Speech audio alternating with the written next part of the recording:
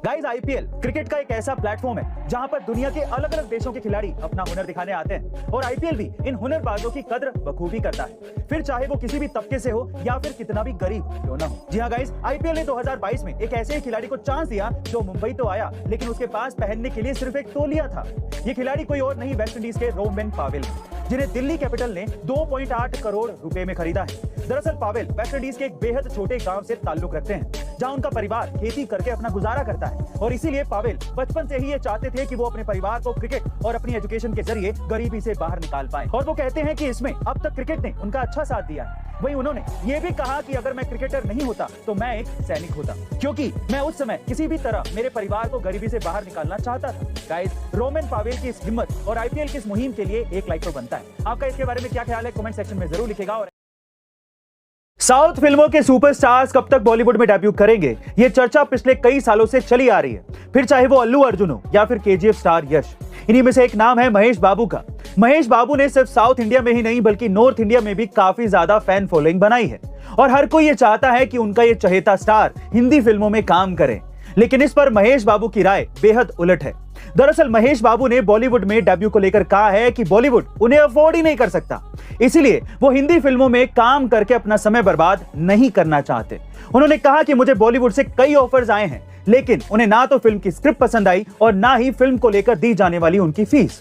बहरहाल, इससे तो यही लगता है कि जिस तरह से साउथ इंडियन एक्टर्स और उनकी फिल्में बॉलीवुड को डोमिनेट कर रही हैं, हो सकता है कि आने वाले समय में साउथ इंडियन इंडस्ट्री बॉलीवुड को पीछे छोड़ते हुए नंबर 1 पोजीशन पर आ जाए। आपका इसके बारे में क्या ख्याल है, कमेंट सेक्शन में जरूर लिखेगा।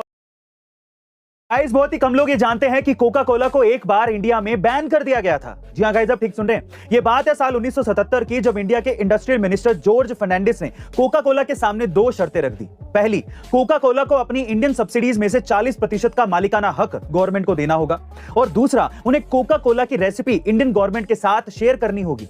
हालांकि कोका कोला ने इंडियन गवर्नमेंट की पहली शर्त मान ली थी, लेकिन दूसरी शर्त बिल्कुल मानने से इनकार कर दिया था और इसी वजह से इंडियन गवर्नमेंट ने कोका कोला की इंपोर्ट पर बैन लगा दिया था और उसकी सारी फैक्ट्रीज को बंद करवा दिया गया था, जिसका सीधा फायदा इंडियन कंपनी पार्ले को हुआ। दरअसल पार्ले ने यह सब देखते हुए उसी साल अपनी थम्स अप, लिम्का, माजा जैसी ड्रिंक्स को लॉन्च कर दिया, लेकिन साल 1997 में कोका कोला वापस इंडिया आ गई और उसने पार्ले की इन सारी ड्रिंक्स को खरीदकर फिर से इंडिया के मार्केट को कैप्चर कर लिया। गाइज, क्या आप इससे पहले तक ये इंटरेस्टिंग फैक्ट जानते थे, और अगर नहीं जानते थे तो कमेंट सेक्शन में जरूर लिखेगा।